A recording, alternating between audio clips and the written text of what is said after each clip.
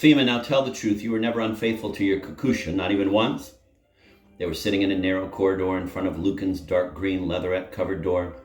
Yefim was here on his hat business, and the poetess Natalia Nish was hoping to receive a character reference for a trip to Portugal. Natalia was a small, soft, sexy lady, and a voice husky from smoking. She said, "You know what Chekhov said about Korolenko? He said that Korolenko was too virtuous a man to be a good writer. That Korolenko would write a lot better if he was unfaithful to his wife, at least once." Yefim smiled politely, but didn't feel like flirting. He was wondering what the best approach would be to take with Lucan. Peter Nikolaevich Lucan, as was indicated on the nameplate, silver letters on black, was the Union's Moscow Division Secretary for Organizational Matters, and he belonged to a breed of men which, thank God, has today practically become extinct in our country. Like Andrei Andreevich, like many another, he came to the Writers' Union from the security system, where he had traveled the route from prison guard to general. The system was his family, home, school, religion, and philosophy. All of his life and all of his health he had given to the system. He had served the system, had been imprisoned in its name, and was rehabilitated in its name.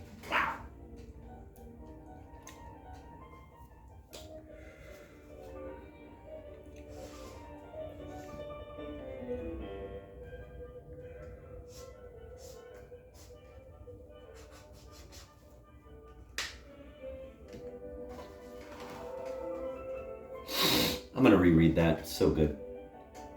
Peter Nikolaevich Lucan, as was indicated on the nameplate, silver letters on black, was the Union's Moscow Division Secretary for Organizational Matters, and he belonged to a breed of men which, thank God, has today practically become extinct in our country. Like Andrei Andreevich, like many another, he came to the Writers' Union from the security system, where he had traveled the route from prison guard to general. The system was his family, home, school, religion, and philosophy. All of his life and all of his health he had given to the system. He had served the system, had been imprisoned in its name, and was rehabilitated in its name.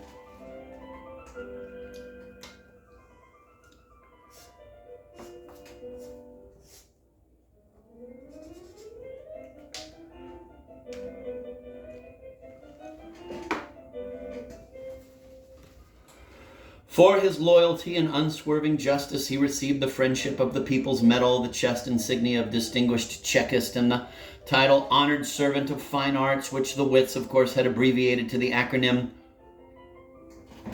Horse Fart. Although he served in another department now, he knew that he belonged in every fiber of his being, body and soul, only to the security system, to the party too, of course, but the party and the system for him were one. He had a special kind of memory, or rather two separate memories in the same head, a police memory that applied to present cases and a general historical memory for grasping the overall course of his life. In his youth, Lucan had been a romantic, and indeed he remained one, since his general historical memory was romantic, preserving only a pleasantly misty picture of uninterrupted, selfless service. Such details as the fact that he himself personally had knocked out someone's teeth for the sake of the triumph of a high ideal, or even that his own teeth had been knocked out for the same ideal, receded into the shadows, dissolved into the muddy blur of the past. Who had knocked out those teeth did not matter. What mattered was that throughout these vicissitudes, he had not once, not even for a minute, doubted the system, doubted the rightness of our common cause. Now, suffering from insomnia, he looked back on his life, the ordeals, the humiliations, and with tears of tender pride reflected that he had never, not once, and the party appreciated his devotion, and the system still looked after him and had got him his job with the writers as he labored here in a situation so unlike his previous duties, so complex. He came to look upon this assignment as a mission behind enemy lines.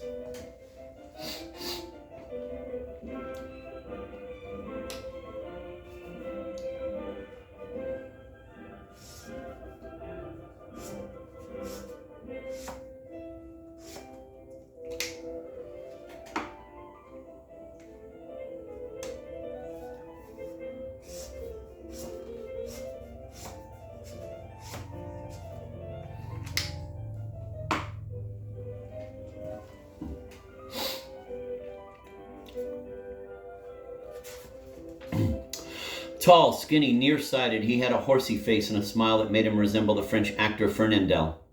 The smile never left his face because the system providing him with his government teeth had made them a little too long and wide.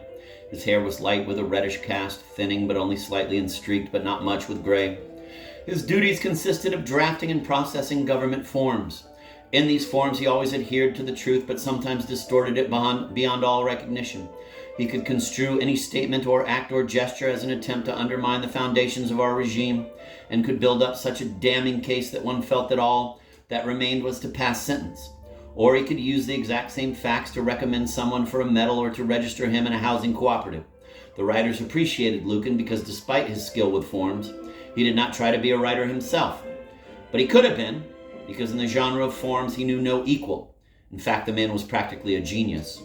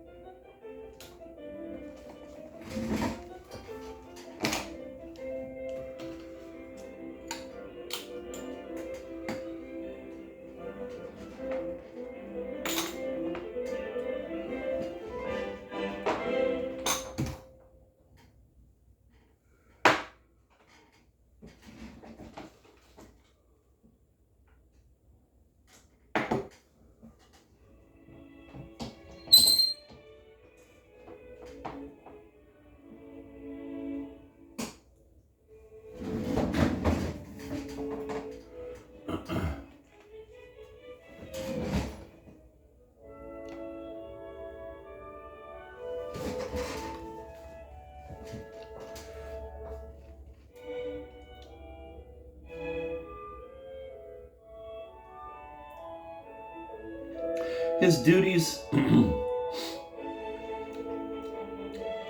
duties consisted of drafting and processing government forms. In these forms, he always adhered to the truth, but sometimes distorted it beyond all recognition. He could construe any statement or act or gesture as an attempt to undermine the foundations of our regime, and could build up such a damning case that one felt that all that remained was to pass sentence. Or he could use the exact same facts to recommend someone for a medal or to register him in a housing cooperative. The writers appreciated Lukin because despite his skill with forms, he did not try to be a writer himself.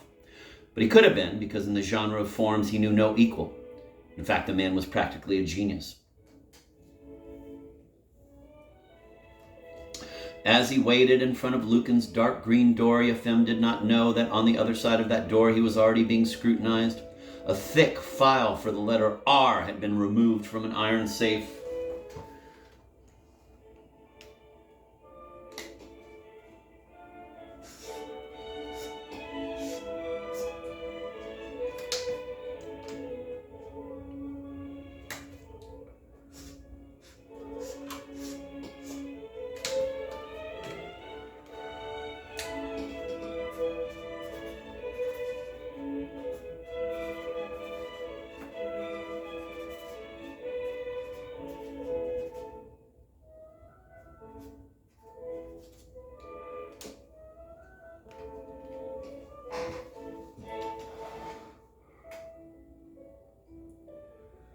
From the file, a slim folder with the number 14/6 had been pulled. In that folder were only a few pages, but each page was worth its weight in gold.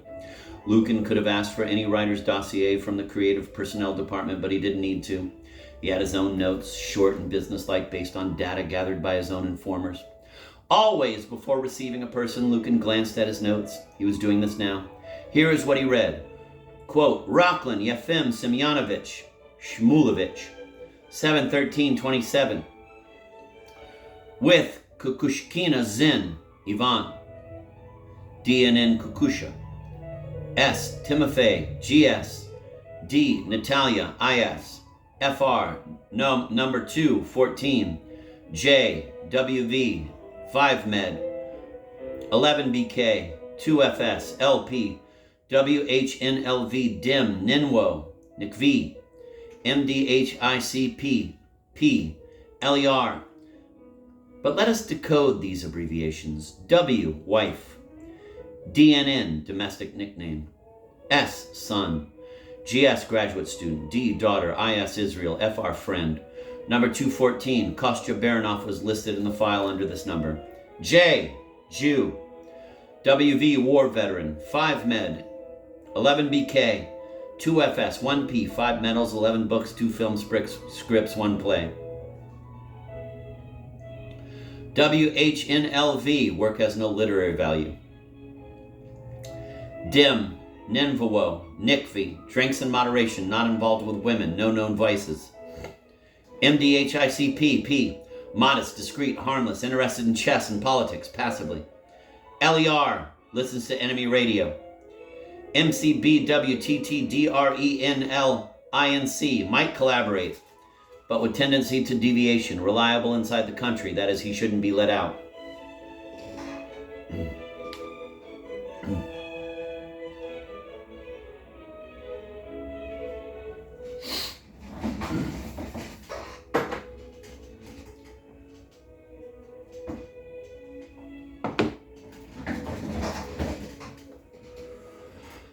Assessing these data in accordance with the measuring stick of human qualities used by Lucan, we might get something like this. W, positive factor. In an emergency, the W can be used as leverage.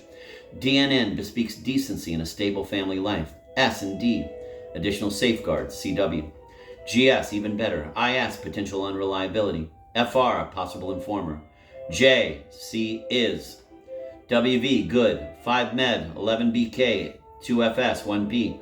Relative prosperity, hence little dissatisfaction and inclination to antisocial acts. WHNLV, in combination with the previous point, a positive factor, ambitions will be modest. DIM, Ninvwo, Nikvi, a negative combination, provides little leverage. MDHICP, P, no problem provided P. LER, good, can be used in place of Inkavi. MCBWTTDRELINC, not the best recruiting material. Peter Nikolaevich Lucan liked to know why his visitors came, and he almost always did know. He knew this time, too. He had a communication from the director of the Lit Fund Co-op, and in addition, something had been reported to him by Rockland's neighbor Fishkin, the fairy tale writer.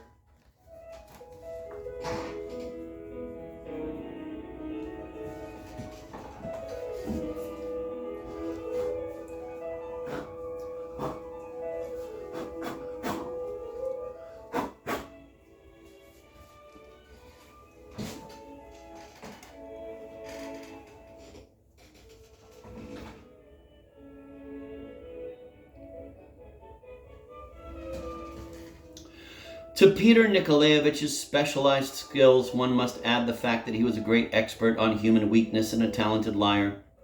Before inviting Yefim in, he took his expensive coat with the reindeer fawn collar and his reindeer fawn hat from the rack and put them in the storeroom adjoining his office. From the storeroom, he brought out and hung on the rack a raincoat with a quilted lining and a navy blue beret. This done, he peered out into the corridor. Seeing Yefim, he feigned unfeigned surprise. "Ah, Yefim Semyonovich," he cried as if delighted. "You wanted to see me? Well, why are you sitting there? You should have knocked right away. Well, come in. Do come in. Wait. Mustn't shake hands across the threshold." And drawing Yefim into the office, he embraced him heartily, even slapped him on the back and peppered him with personal questions from which one could tell that he thought of Yefim often. "Well, how's your health? How are things? How's Kukusha? Everything's all right with Tishka at graduate school? My grandson's a graduate student too, as it happens. At the Film Institute. A remarkable lad. Athlete, mountain climber, Komsomol leader. They say there are no young people these days devoted to ideas, but look at Petya! He's named after me, you know. And I see we do have good young people, top-notch young people. Of course, there are deviations as well." The general took off his glasses and wiped them with his handkerchief. "Speaking of that, how's Natasha?" A sore subject, I realize.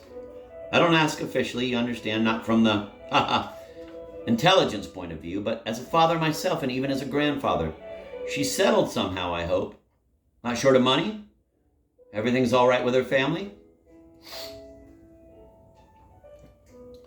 He knew, of course, that Yefim went every Tuesday to the main post office, pulling his hat down over his eyes and covering his face. It is unclear what Yefim hoped to achieve by this, because there he extended through the little window a passport with a photograph in which his prominent Jewish eyes and face were completely unconcealed.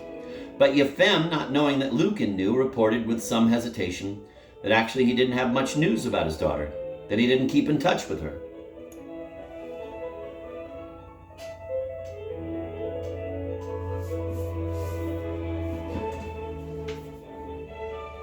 Shigga-digga-boom.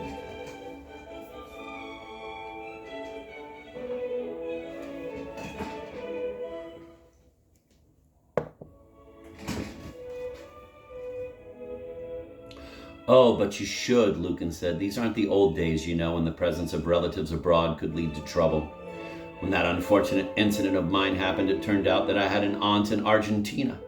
I'd completely forgotten she existed, but they made a note in my file, said that I'd concealed it. Now, thank goodness that attitude has changed. Today, people understand that our children, no matter how they behave, are our children. We still worry about them, work to get them into institutes and graduate schools, buy them shoes, jeans, gloves, hats. But forgive me, he said. You didn't come to see me without a reason. You must have some business matter to discuss. Yefim was confused, taken aback. It struck him as very strange that Peter Nikolaevich himself had broached the subject of hats. After wavering a moment, he nevertheless said that a hat was exactly what he had come to talk about.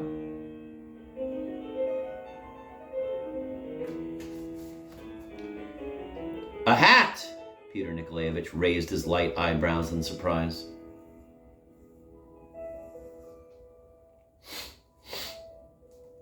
A hat, Yefim said, nodding, and straightway launched into a tangled, stumbling explanation of how he had gone to the co-op and how the man in charge there, of course, Yefim had the greatest respect for him. No doubt the man had been a valued colleague in the security system, but after all, as everyone knew, it took a certain special tact and a sensitivity to work with people who labored creatively. But he refused? With a dark frown, Peter Nikolaevich reached for the telephone. Wait, Yefim said, stopping him, and began to explain, even more awkwardly, that the man hadn't refused him exactly. No, but he'd been callous. He hadn't understood offering Kat to Yefim, the author of 11 books, when even Kostya Baranov, who wrote just one book in his entire life, even Kostya had got rabid. While Yefim talked, Peter Nikolaevich glanced at his watch and pressed the secret button, with the result that his secretary appeared and reminded him about the meeting he had to attend at the Moscow Soviet. The conversation took an uncomfortable turn. Peter Nikolaevich said that he personally knew nothing about fur hats and fixed his eyes in abstraction at a point past Yefim, toward the door, involuntarily looking in the same direction Yefim saw hanging on the rack, the raincoat and the blue beret. This disconcerted him. How could he petition for a fine fur hat when such a good man and a general was going around in a beret? Peter Nikolaevich, not letting Yefim gather his wits, immediately recounted an episode from his military past, how he and his detachment once broke out of an encirclement and wandered across the snow-covered South steppes with all the men in ragged summer uniforms, worn shoes, and cotton forage caps. Although Yefim in his own life had more than once known such hardships, he could not help feeling embarrassed that at the present moment he wasn't wandering the snow-covered steppes, that nowadays he spent his nights not under a frozen haystack, but in a warm apartment, and that although he had come here without a hat, he did, after all, own one.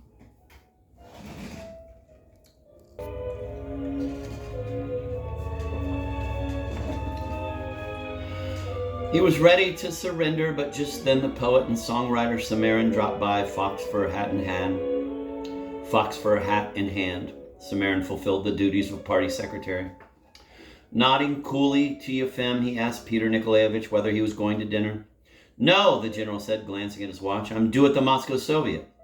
Well, so long, Samarin said as he left. He waved his hat, making the papers on Peter Nikolaevich's desk flutter. Wow. What a detail.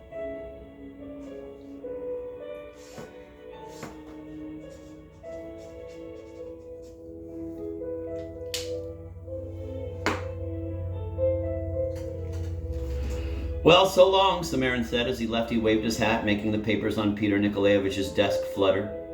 The sight of that hat was a goad to Yefim's fighting spirit, because Samarin may have been a party organizer, but he was worthless as a poet. By no stretch of the imagination did the man rate a fox for a hat. Emboldened, Yefim reminded Peter Nikolaevich that he too had been in the war. He had participated, moreover, in various dangerous expeditions, but now it was a time of peace when people had greater aspirations and wanted to satisfy them fully and in fairness. But what fairness could there be if someone who was chummy with the higher-ups received reindeer fawn, while a man who quietly and self-effacingly toiled to create books about people in fearless professions was given only fluffy tomcat? Where, Yefim went on, where then is our much proclaimed equality? The equality that the newspapers throughout our land write about. Really? Peter Nikolaevich jumped up indignantly. Yefim, you go too far making generalizations like that, and all because of some fur hat. What does this have to do with equality? What does this have to do with high ideals? Surely you're not suggesting we should sell our ideals for a lousy hat. I don't know, Yefim. You're younger than I am. You're another generation, but people of my generation, and I personally, a lot has happened to me, but I never doubted the main thing. Never doubted it, not for 1 minute.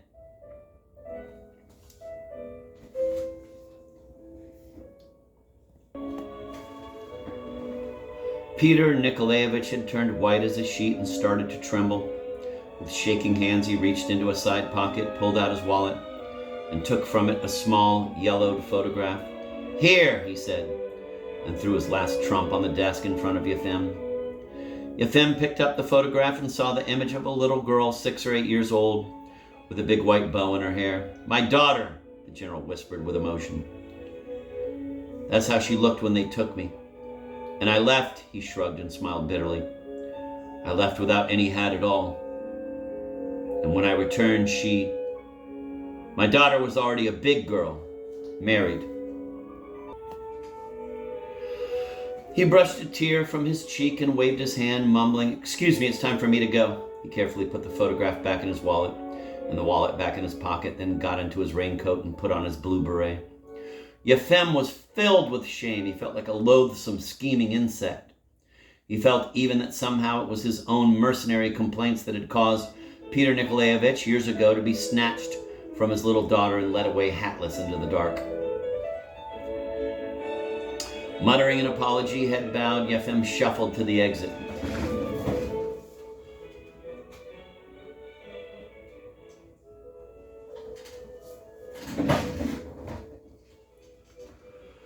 Only downstairs did he realize how late it was. The Central Literary Club was beginning its evening life. The billiards room and restaurant had opened.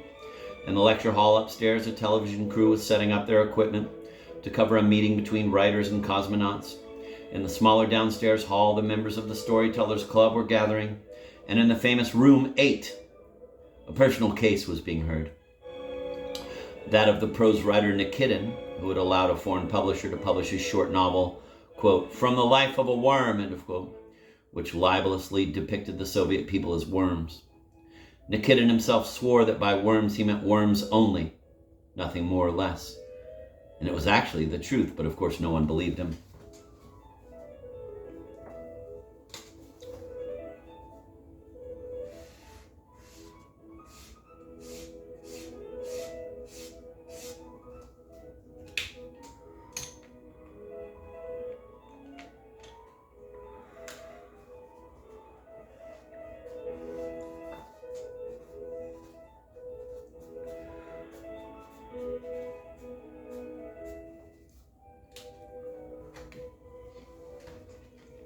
The glass doors banged constantly. Rosalia Mosianevna and Yekaterina Ivanovna were dissolving in smiles before the entering bosses, greeting the people they knew and requiring those they didn't to present membership cards or invitations.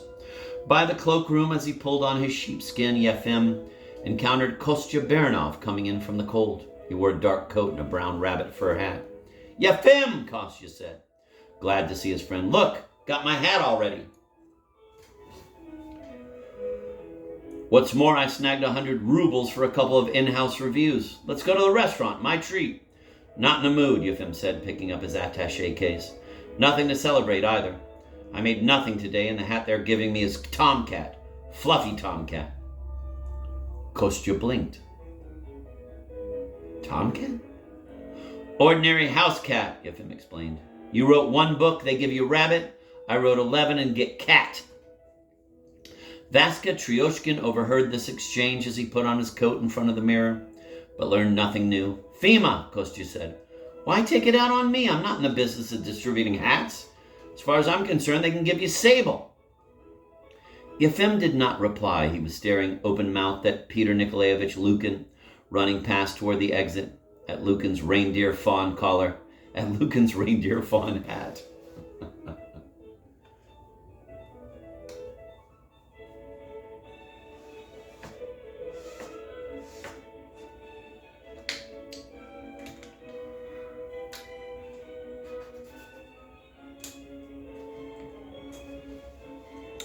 For a moment, Yefim was thunderstruck. Then he darted out after Lukin, wanting to stop him, but he was too late. The Volga, with the general inside, pulled away from the curb, spitting malodorous smoke. Yefim watched it go, his eyes desperate. He shifted his attaché case from his left hand to his right hand and trudged off toward Insurrection Square.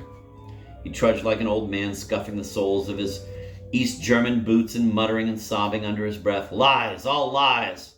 The Sausk steps, your daughter, all lies. You left and she was 8. You came back 6 years later and she was married. Stupid. He shouted into the air. Stupid.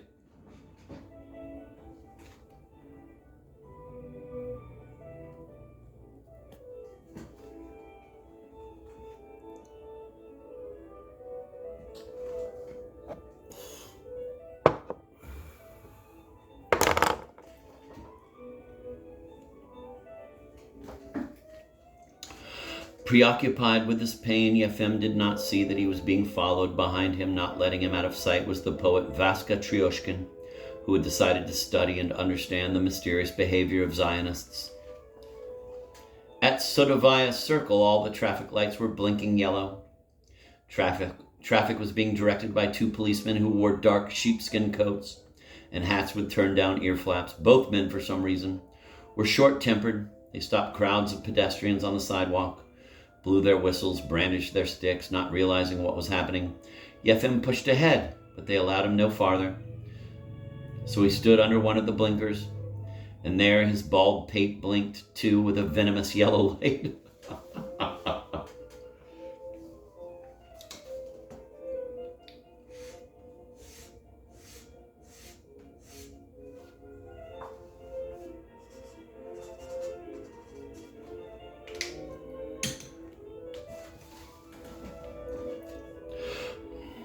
I'm going to reread that. That was too good.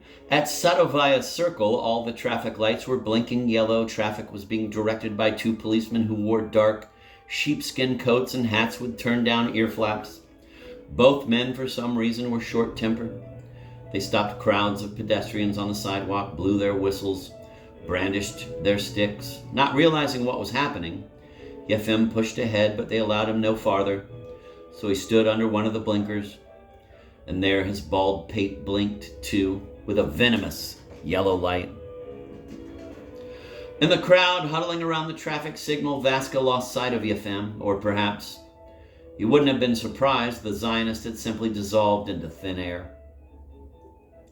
Nervous, Vaska elbowed his way through the crowd and froze.